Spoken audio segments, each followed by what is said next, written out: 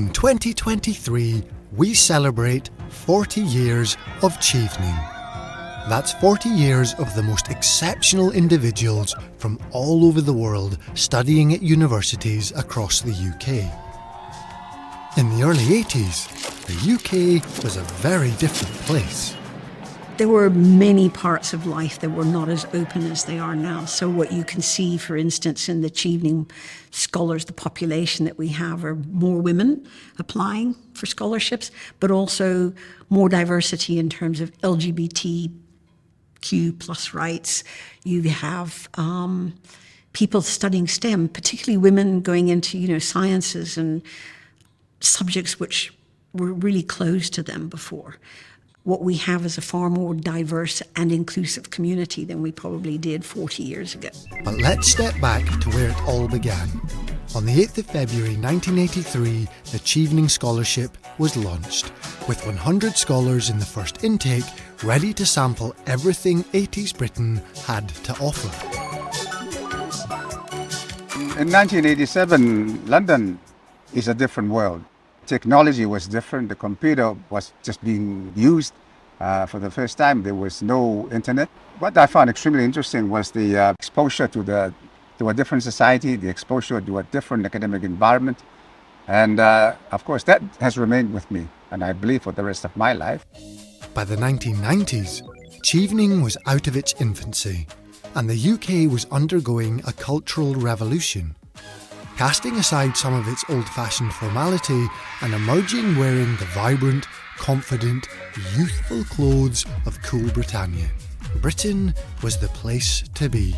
The 90s was a very exciting time. London has a lot to offer in terms of culture, activities, art, the concerts in the park. Many times we went to see Shakespeare's plays in the Globe Theatre. Marvelous, it was very exciting. As we take into the 2000s, Chevening is attracting more and more applications and is handing out more scholarships and fellowships than ever before. I think one of the things that I appreciated on the Chevening program was how international the UK is. Because when you go to the UK, you're not just meeting students who are British, but you're meeting students from around the world learning at a British institution. And coming back to Brunei, you have this greater appreciation of different cultures and appreciation of how other people look at your own culture and able to share that experience with others. Another decade and another generation of Cheveners determined to make a difference. After my return to Nigeria as a Chevening scholar, I led my team to develop and deliver quality learning experiences for disadvantaged children in rural communities across Nigeria.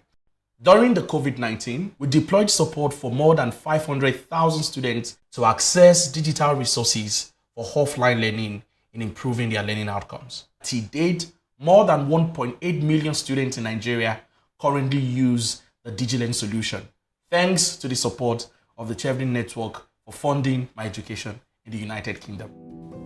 2020 was a year like no other. As the UK entered lockdown, a new cohort of Cheveners were completing their studies in the UK. Things were not happening in the same manner because a lot of university activities and also the Chevening activities, they were moved to online platforms. So I had to find my own ways to enjoy this experience. I started this photography hobby after I got into the UK. Actually, it was part of my coping mechanism as well. Whenever I go to the city, I did not forget to take my camera with me. And that's how it led me to win the National Photography Competition in the UK. I'm pleased to say one of my winning photographs is on now display at the London Heathrow Airport. I believe that future Chevening scholars would also get to see that, and it would be kind of inspiration for them as well.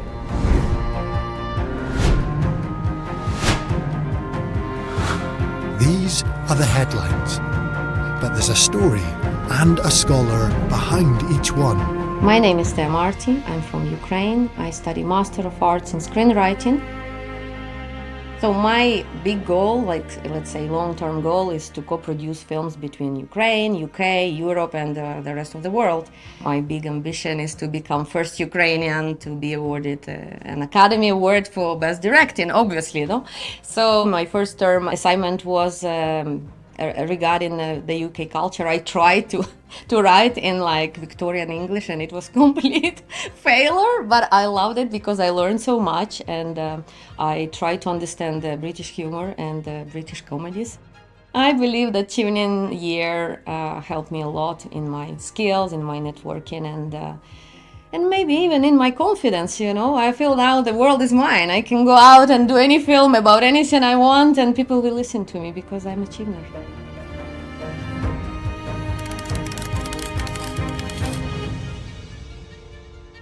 The Chevening programme continues to espouse and promote the same principles upon which it was founded 4 decades ago, championing education, promoting collaboration, empowering talented individuals from around the world so that they can help their communities become safer, happier and healthier places. It is a delight to witness the scholarship's continuation and to welcome a fresh intake of students.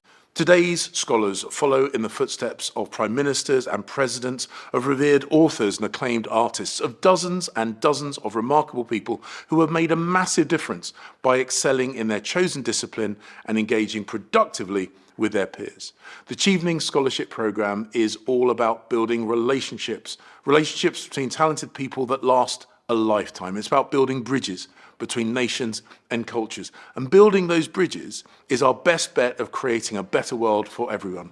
I'm immensely proud of what the Chevening programme has achieved in its 40-year history, and I look forward to watching the impact increase over coming years. Well done to everybody who is starting this autumn, and best of luck.